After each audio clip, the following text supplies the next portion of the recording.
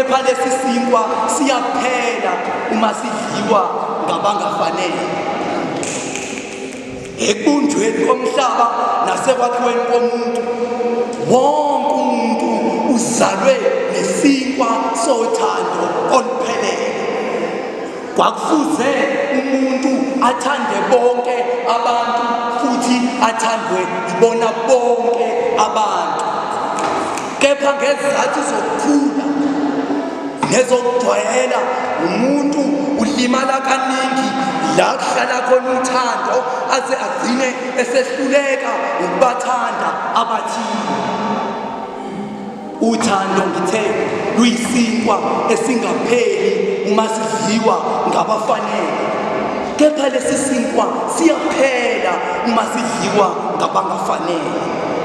Uma dadewethu sowuhluleka ukuthanda abathile, ukusho ukuthi lesi sinkwa sakho usike wasinikela kabuhlungu ebantwini abangafanele.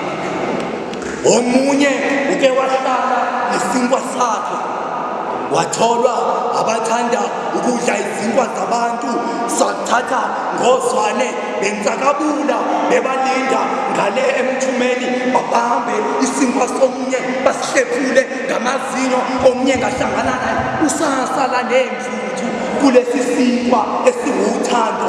Wahluleka ukumthanda omunye, wathi mina ngithanda oyedwa, laba abanye ubasonde kanjani bengakwenzanga lutho. Yilezi zilonda ezinikimele kakhulu phambilini, manje zimenza anyanye bonke ababonayo ngisho eqala ubabona. Ngithanda lo, ngimthande kanjani lo isinkwa sami esiwuthando uma sisaphelele. Nami uma ngimbuka njengamehlweni yami ngingakafiki emoyeni, hawu seningahluleka ukungithanda. Kepha ngisoli nina, ngisola lesinkwa senu esiwuthando.